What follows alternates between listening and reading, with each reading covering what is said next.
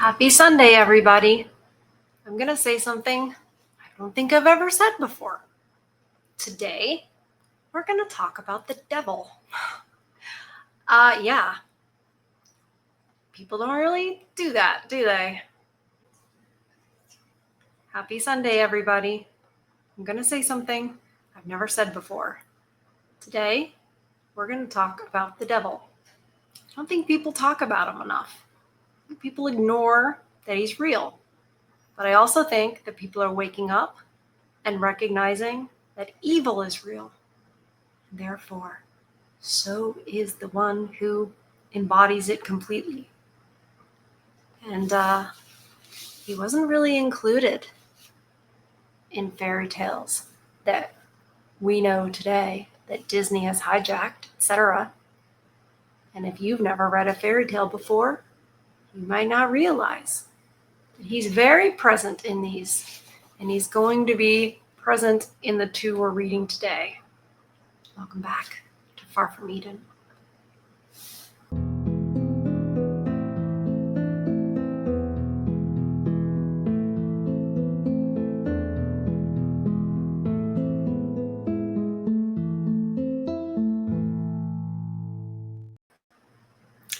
Picture this. It's Europe. It's the late 1700s, early 1800s. The French Revolution has just happened around 1790.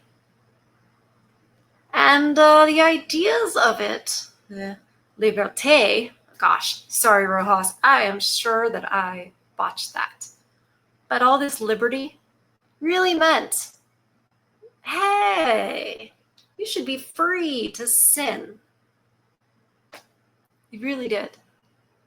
And those ideas were sweeping across Europe.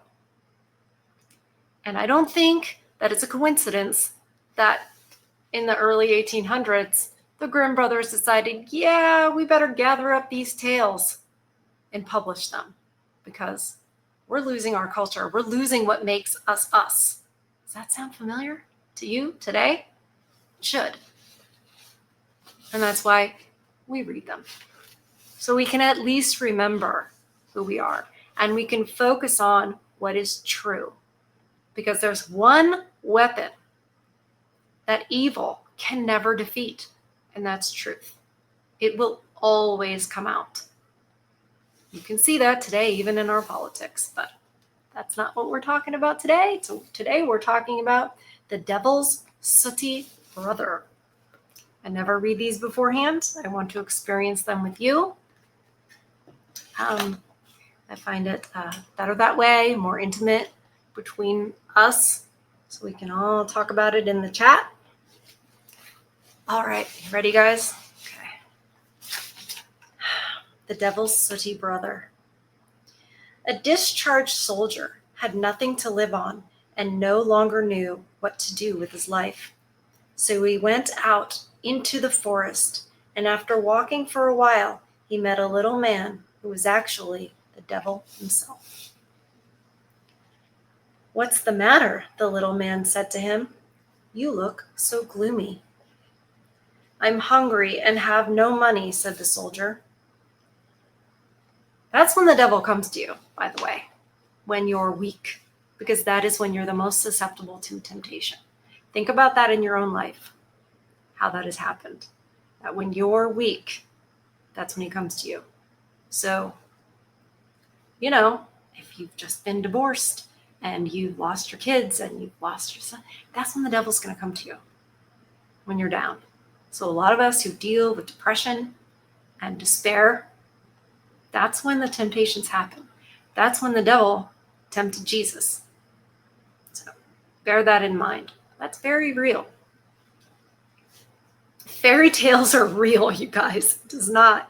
They've even changed the word fairy tales of like what it means. Like, oh, that's just a fairy tale, as if it's a nothing.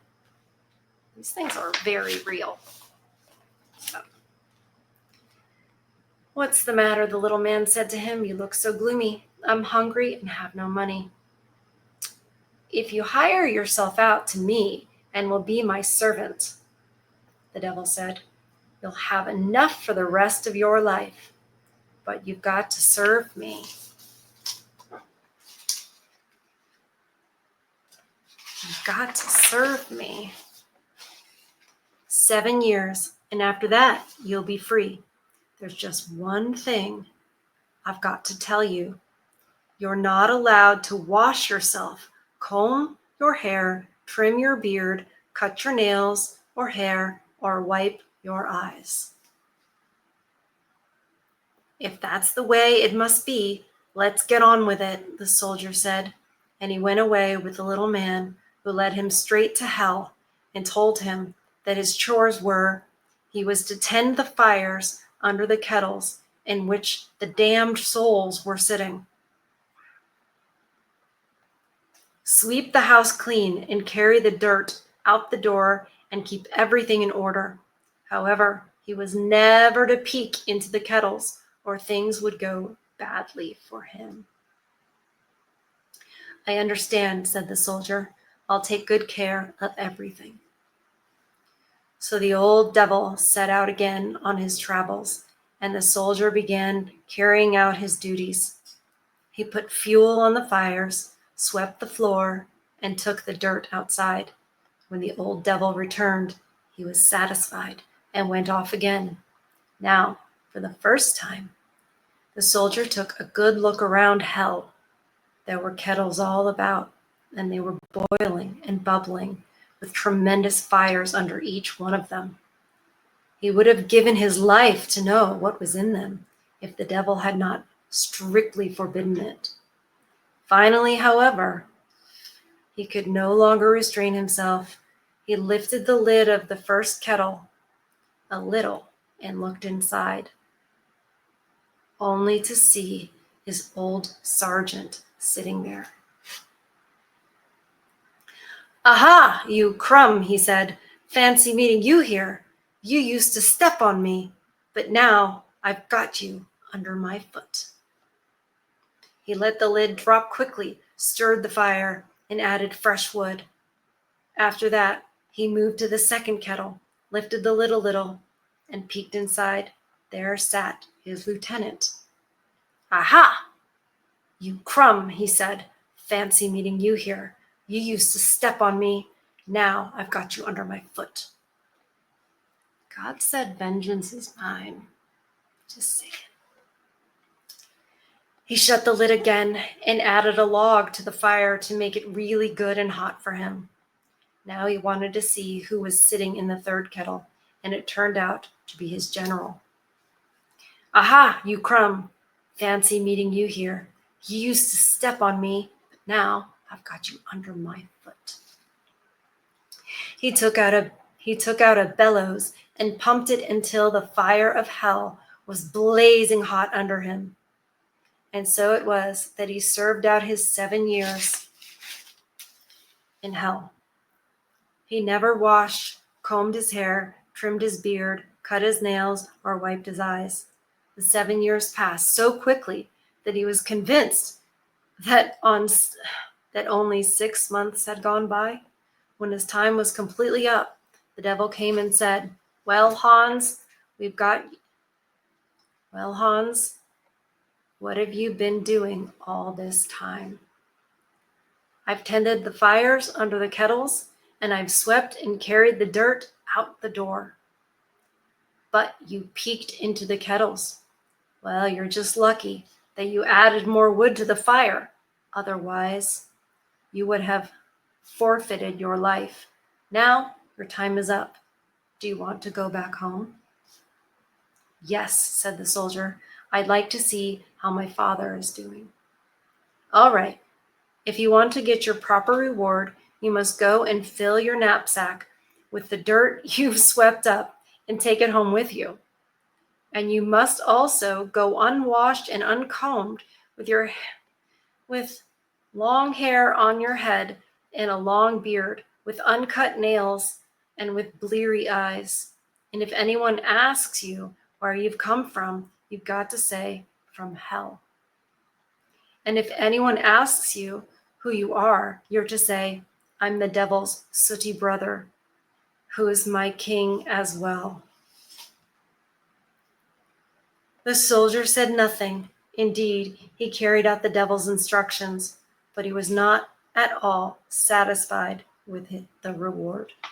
By the way, if you guys enjoy this content, if you're liking this video, please hit that like button. Subscribe to the channel if you haven't already. Thank you. As soon as he returned to the world and was out in the forest again, he took the knapsack and wanted to shake it out. But when he opened it, he discovered that the dirt had turned into pure gold. That's the devil's money.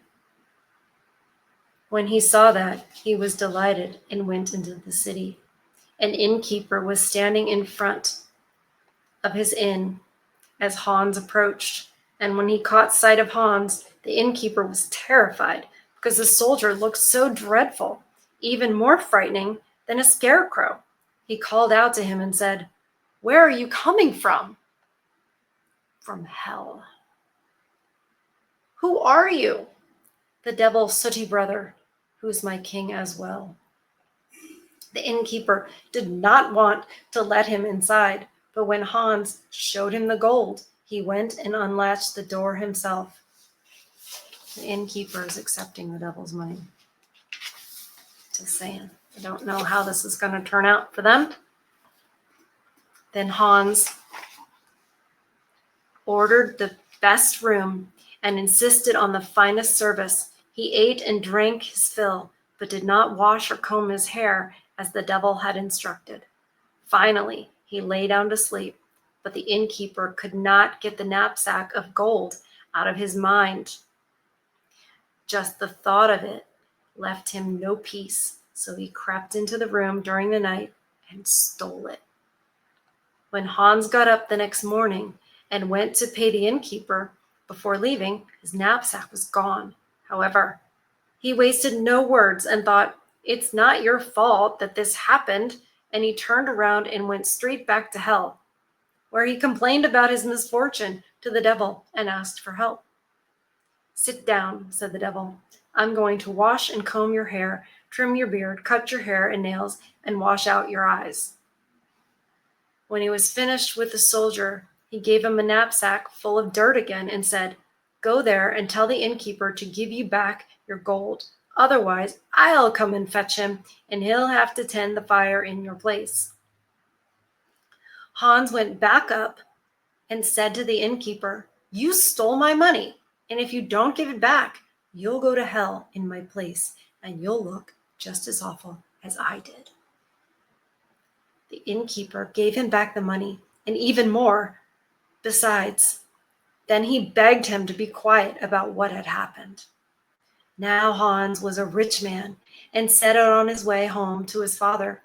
He bought himself a pair of rough linen overalls and wandered here and there playing music, for he had learned that from the devil in hell. Yeah, the devil's a musician. You ever wonder why all these horrible, disgusting, degenerate things come to people like the youth through music? So much degeneracy from the music industry has affected people. It's astounding. You look at rap, you look at, even rock and roll pop music is just horridly degenerate. And there's a reason. They don't want you to know about it. So he wandered here and there playing music, for he had learned that from the devil in hell. Once he happened to play before an old king in a certain country, and the king was so pleased that he promised Hans his oldest daughter in marriage. However, when she heard that she was supposed to wed a commoner in white overalls, she said, "Before I do something like this, I'll drown myself in the deepest lake." They haven't changed. She's like, "He's not a high-value man." God, if you don't know by now, our nature is our nature, and it is unchanging from the Garden of Eden to today. And I have a feeling that morals and all the rest of it were being eroded A la the French Revolution. And the Grimm brothers were like, no, let's call it out. Let's teach our children better. So the king gave Hans his youngest daughter, who was willing to marry him out of love for her father. So his youngest daughter. Was that different than what he had promised? I think so. Out of love for her father, so she did it for him. So the devil's sooty brother got the king's daughter, and when the old king died, he got the whole kingdom as well. All right, well, that's not a good lesson. Is it because he followed instructions so well, he still peeked in the kettles? What do you guys think? I like that the devil's real. That's important. But I don't think that it should end well if you serve him. You guys tell me what I'm missing in this one. What do you think? Do you think it was because he was good and he was loyal? Because I think if you serve the dark one, it's not, I don't know. Good story, though. I don't think that you should accept the devil's money. I think that he comes to you in times of temptation. And if I were reading this to children, I would be pointing that out. I would be pointing out, that's when he comes to you and he tempts you. And you know what? He never got back to his father. He wanted to go and see his father. He never did make it there, did he? He was playing his music. The king heard it, and he got wealthy. He definitely got wealthy, but he never got home to see his father. It's almost like he forgot all about that. He forgot all about what was important. So how do you think it actually ended for him? Just because he had all the money and he had the woman and he had all of that? Is that everything? No. At what point do you think he said, hey, I never got back to my father. I never went home. We chase money and we chase temptation and we end up off track. And at some point later, you realize, and by then, it's too late. By then, it's too late. When the old king died, he got the whole kingdom as well. And what is it? The whole kingdom? For what? For what? People today definitely chase that whole kingdom, don't they? And at the end of the day, they're missing what's important. They lose true north. Soldiers, what they want is to come home. After all, isn't that why they fought? So there'd be a home to come to?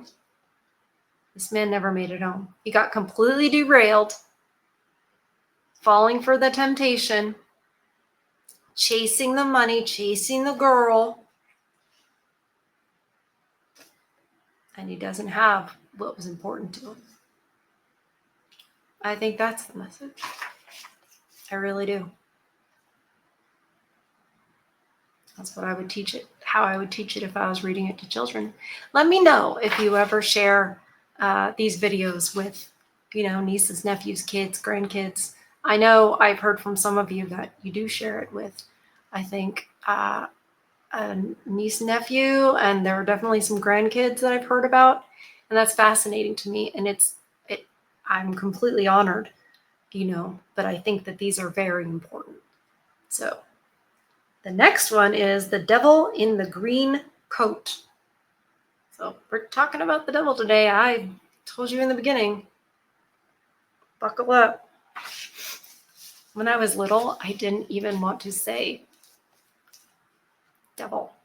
I didn't want to say it. And the other word I wouldn't say is, and I still don't like to say it today, is demon. My mother taught me, you don't go explore those things. You don't deal with the occult because it is real. That whole realm is real. We are battling. This is a spiritual warfare. It really is. And you don't want to invite that stuff in. That's why these fairy tales warn you about witches, devils, evil, because it's real. Like I said, fairy tales are real. What is that on Pirates of the Caribbean? You best start believing in ghost stories because you're in one. It's like you best start believing in fairy tales because you're in one. The devil in the green coat. Here we go, you guys. There were once 3 brothers, and the 2 eldest used to push the youngest around. And when they decided to go out into the world, they said to him, "We don't need you. You can go off wandering by yourself." Then they left him, and he had to set off all alone. When he came to a large meadow, he was very hungry and sat down beneath a ring of trees and began to weep. All of a sudden, he heard a roar, and when he looked up, the devil came toward him. He was dressed in a green coat and had a cloven foot. Remember, it comes to you at your weakest. Same thing here. "What's the matter?" he spoke. "Why are you weeping?" When the young man told him his troubles and said, "My brothers have driven me away from them." "Well, I'm willing to help you," replied the devil. "If you put this green coat on, you'll see that it has pockets that are always full of money. You just have to dig into the pockets whenever you like. But in exchange for the coat, I demand that you don't wash yourself for 7 years, that you don't comb your hair, and that you don't pray." Okay, you guys, what do you think it is with the "don't wash yourself"? What is that? Is that symbolic of redemption? Because water is very important in the Bible. It's very symbolic. Washing yourself clean. So is this why? And the devil now says, you can't pray. I don't know. It's not looking good. I had a pepperoni break. Oops, not in the center. Okay. So he said you can't wash and you can't pray. If you die during the 7 years, then you are mine. If, however, you live, then you'll be free. In addition, you'll be rich for the rest of your life. The young man's troubles were so great that they drove him to accept the devil's bargain. So the devil took off the green coat, and the young man put it on. As soon as he stuck his hand in a pocket, he had a handful of money. Do not take the devil's money. Don't do it. It'll seem great. It'll seem wonderful. It'll seem like it's not asking for much. But it's always a bad deal. It's not good for your soul. It's not good for your soul. Think back in your life. If there's ever been a time when, you were maybe down and then something came along where it's like, oh, this'll help all your troubles, and it seems easy. Okay. But you had to compromise something. Something didn't sit right inside. Because even if you don't believe you have a soul, it doesn't change the fact that you do. And that everybody is susceptible to temptation. Oh my goodness. Don't forget to like the video. Lola has seriously distracted me. Now he set out into the world with the green coat, and the first year was good. He could pay for everything he liked with his money, and he was still regarded as a human being for the most part. Things became worse in the second year. His hair had grown so long that nobody could recognize him, and nobody would give him lodging for the night because he looked so atrocious. The more time passed, the worse it became. However, he gave poor people a lot of money so that they would pray for him, and request that he wouldn't die during the 7 years and fall into the devil's hands. That was good to have, them pray for him. At a certain point in the 4th year, he came to an inn, and the innkeeper wouldn't let him stay there. However, he took out a heap of money and was willing to pay in advance, so the innkeeper gave him a room. That evening, he heard a loud moaning in the neighboring room. Sorry. And so he went next door and saw an old man sitting there. He was crying and complaining about something and told the young man to go away because he wouldn't be able to help him. The young man asked him, however, what was troubling him. The old man told him that he didn't have any money and that he owed the innkeeper a great deal. And now he was being detained until he paid his debt. And the young man in the green coat said, "If that's all it is, I've got plenty of money. I'll pay, and you'll be freed of your debts." I don't think that's what the devil had in mind when he gave him all the money. I don't think he thought that he'd go out doing good deeds and helping people. Now the old man had 3 beautiful daughters and told him to come along with him, and he would give him one of his daughters for his reward. So the young man went with him. And when they arrived at the old man's home, and the eldest daughter saw him, she screamed and cried. She would never marry such a hideous man who didn't have human traits and looked like a bear. Well, y'all wanted to choose the bear anyway, right? Can't get away from that. The second daughter immediately ran off and preferred to set out into the wide world than marry the young man. However, the youngest said, "Dear father, since you've promised him and he's helped you get out of trouble, I shall obey you." So the young man in the green coat took a ring from his finger and broke it in 2. Then he gave her one half and kept the other for himself. He wrote his name in her half, and her name in the other half, and told her to keep her half in a safe place. Afterward, he stayed a little while longer with her until he said, "Now, I must take my leave. I shall be gone 3 years. Be true to me during this time. Then I'll return, and we'll celebrate our wedding. If I don't return in 3 years, you'll be free, and I shall be dead. However, pray for me and ask God to protect me." I love all that.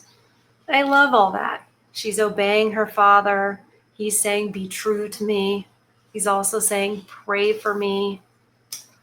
All such simple things, but simple things that we've absolutely lost in our society. Now, during the 3 years, the 2 older sisters made a great deal of fun of the youngest and said that she couldn't get a real man and would have to marry a bear. We don't change. We have been the same throughout history. Don't you feel like that these women totally fit in today? Gosh, I wish I could tell every single man this. Okay, so she'd have to marry a bear. However, the youngest daughter kept quiet and thought, "I must obey my father no matter what." In the meantime, the young man in the green coat traveled about the world and often stuck his hand into a pocket to buy the most beautiful things he saw for his bride. He didn't do anything evil. Indeed, he only did good deeds wherever he could and gave poor people money so that they would pray for him. So God showed him mercy. And the 3 years flew by, and he was healthy and alive. Now that the time was over, he went back to the meadow and sat down under the ring of trees. Once again, there was a tremendous roar, and the devil arrived. He grumbled and viciously threw the young man's old coat at him and demanded the green one in return. Well, the young man was glad to take off the green coat and handed it to the devil. He was now free and rich for the rest of his life, so he went home, cleaned himself, and moved on to visit his bride. When he came to the door, the father met him. The young man greeted him and said he was the bridegroom, but the father didn't recognize him and wouldn't believe him. When the young man went over to the bride, she too wouldn't believe him. Finally, he asked whether she still had her half of the ring. She said yes and went to fetch it. Then he took out his half and held it next to hers, and they matched. Now they knew that he was definitely the bridegroom. And when she saw that he was a handsome man, she was very happy and fond of him. Right? I know, you guys. This is just who we are, and I hate it. It's just sometimes we're very simple. It doesn't seem like we are, but we really are once you know our nature. It irritates me too. I know. I'm so sorry. I'm sorry. Okay. When she saw that he was a handsome man, she was very happy and fond of him, and they held the wedding. However, since the two sisters had passed up their chance for happiness, they became so furious that one of them drowned herself on the wedding day and the other hanged herself. Oh my God, they were that mad. Enough said. This is just jealous, covetous, reactive. Sound familiar to you at all? No, we're not like that. This is just a fairy tale. This is just, for the story. Is it really? No, it's not. All right, so those two did those things. That evening, something knocked and banged on the door, and when the bridegroom went and opened it, the devil was standing there in his green coat and said, "You see? Now I've got two souls instead of just yours." Oh, no. No. I didn't see that coming. I did not see that coming. You don't take the devil's money. You just don't. Just when I was tricked into thinking, oh, what a happy ending. It was because he was so good. No, because he still took the devil's money. It doesn't matter. You take the devil's money and then you try to do good with it, it's still going to end up bad. And why did those two chicks pass him up? Because he was unwashed, because his hair was long and everything, and that was the devil's doing. Don't take the devil's money. Don't take the devil's money. Something is going to pay. You never get out of it having tricked the devil or whatever. Once you take that deal, it doesn't matter if you try to do good with it, try to get around it. It's not possible. So those were good, because you need to recognize that the devil's real and that he does tempt you and that he does take. He lies, he cheats, he steals. That's what he does. And you're not going to outsmart him. You're not going to take the deal, turn it back around on him. This is not The Devil Went Down to Georgia. It's not how it goes. For those of you who are not in America, that's a song by the Charlie Daniels Band. It's an older one, but doesn't teach what these fairy tales teach. And we need to remember that at our weakest point, at our lowest point, that's when he comes to tempt you. And you have to hold strong and say no, even if you're starving, if you're this, that, or the other. For example, so many people in 2020, 2021, their job said, you have to take this medicine, not really a medicine, you have to take this medicine that we've just thrown together and not really tested, or you'll lose your job. Remember that? That jabberoni? And a lot of people said, I can't lose my job. I can't lose my job. So they took it. There's a trade-off. There's a trade-off. A lot of people are having some health issues. I realize this is controversial, but it's what I thought of.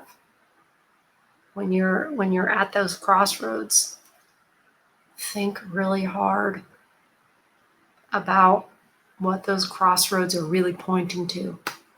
And honestly, the hard way, probably usually the right way. The right way is usually going to involve struggle. And we don't like that. We are so used to a comfortable life. I am the same. And so when something is challenging and hard, we think it must be wrong. But you have to find God in those moments, because he's there. He is there. I've definitely found them in those moments where it's been very low for me. Some of you, if you're new, you may not know, I had multiple sclerosis. It's pretty progressive. It doesn't really affect my upper half other than my brain, which you guys know if you've been around for a while, you know I have these blips. It definitely affects my lower half and fatigue and all of that. And I've been in situations where I've lost just about everything. And I didn't know what I was here for or what good I was or anything like that. But I knew that in that moment, I still have God. No one can take that from me. It doesn't matter what this life does to my body physically, what I have or don't have materialistically. I have Jesus. And people don't say that enough because they feel awkward or they feel like you're pushing it on me, but I'm going to say it. And you don't have to believe. You don't. You can still listen. You can still listen to us talk about these things that seem so far out there. And you can call it Sky Daddy if you want to. I'm not going to judge you. But I am going to tell you that there's a reason there's a natural order. There's a reason why everything just works together. You know, the water feeds the trees and the grass, and everything grows, and we have springtime every year. The sun comes up in the morning, etc. Didn't just all of a sudden happen that way, right? There's a rhyme and there's a reason. Good exists. God exists. But also, the devil exists. And you have to guard against it. You have to. So, on that note, that's what feeds my soul. And that's what protects my peace. At the end of the day, that's the answer. So, I hope that you guys also protect your peace. Feed your souls. I love you guys. Thanks for sharing this Sunday with me. Can't wait to hear or read what you guys think about these tales. I love you guys. I'll see you on the next one.